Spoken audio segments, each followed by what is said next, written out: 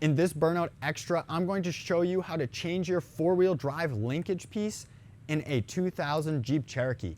This will apply for all years between 1997 and 2001. However, chances are the years after that and before that are very similar as well. Regardless, this shifter linkage piece actually controls your four-wheel drive with the other shifter in your car. So these are common to break off, snap, rust away, whatever have you, and you will need to replace them. And so what I have is the old piece and the new piece, and in this video, you can just follow along the steps and I'll show you how to install one of these yourself so you don't have to bring it to a shop just to replace this one part for your four-wheel drive. Let's get started. So the first step to replacing your four-wheel drive linkage would be removing the old linkage piece. Now this is just above the transfer case, which is located right here, and it's this small little thing that ultimately attaches to the shifter that goes through the floor. So if you don't know where to look, look at the floor and then try to find that shifter spot. Mine's actually ready to fall out, so I could just kind of grab it here. But it's gonna look something like this. It's gonna have rubber on both little ends here. The reason why mine is able to fall out is because it has no more rubber there. And how you get it out would be loosen this nut, and that would ultimately allow you to pull it off. So it will be in this direction, front to back. And once again, this will go into the actual linkage to the transfer case, and this will go into the actual shifter that then goes through the floor that you can grab from inside the car. So once again, it looks like this. If you need to loosen or tighten it, you want to look for this bolt. Ultimately, that is how you get rid of the tension and pull it out. And then there will be rubber on both sides, ideally, unless you're like mine and it has since rotted away. So your new linkage will look very similar. It will have these little L's like the other one did. And just like you removed the other one, it will have a bolt to tighten it as well. This one specifically, which I will link down in the description for this exact product, but this one comes with the rubber grommets off of it. So you will need to take these rubber pieces and slide them on.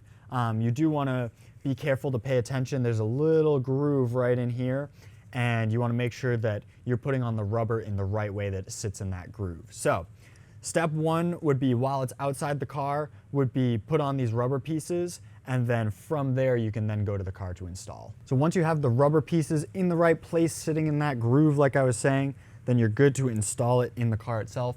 So you want to find that linkage piece, which I'll show you in just a second, and you want to make sure that these are facing opposite directions because that's where the linkage goes. So although this may need to slide up and down depending on where your shifter is at, you do want them facing this one facing that way and then this one facing towards the driver's side as you install it. That's simply how it's going to go in. So let's put it in right now. So with this specific linkage piece, I was able to get the rubber pieces onto the linkage part. However, now that I'm trying to connect it to the linkage to the transfer case, for some reason it's not going on smooth. So I'm going to try to use channel locks and grab it nice and tight and try to pull that rubber through, because it's just that initial part of rubber. Once it's beyond that, it'll sit in the right place. So I'm going to try to use these first. Unexpectedly popped into the first one. It was like bang and it was in. So the second one's going to go great, right? Right. Watch this.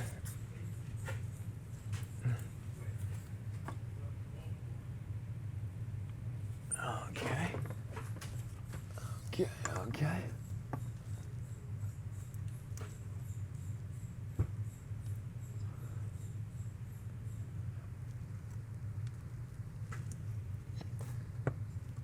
There you go. And there it is.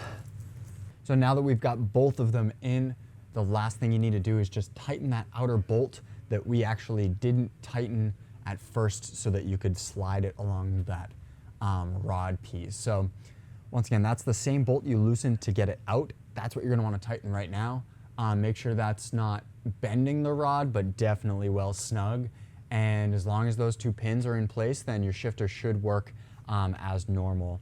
Make sure that when you started working on this, the shifter wasn't in two-wheel drive, and now it's in a different position. Make sure that it's still the same way when you took it off, because if you accidentally had it in 4 low, except you just installed it and your transmission and transfer case is all in two-wheel drive, well then your shifter is going to be wrong. So make sure that's the case before this all happens. However, if you haven't touched the shifter, you'll be fine at this point, and just tighten that bolt and it will be good to go. So that's gonna be all for this tutorial. Be sure to check out merch like this shirt or this hat as well. We have plenty of new merch on the site that you can visit at burnoutshow.com/store. Like I said, tons of new cool merch like this that you can check out, and be sure to look at that. However, that's gonna be all for this video. Thank you for tuning in, and you will see plenty more on this Jeep coming to the channel soon. So stay tuned. Thank you for watching, and hopefully this helped.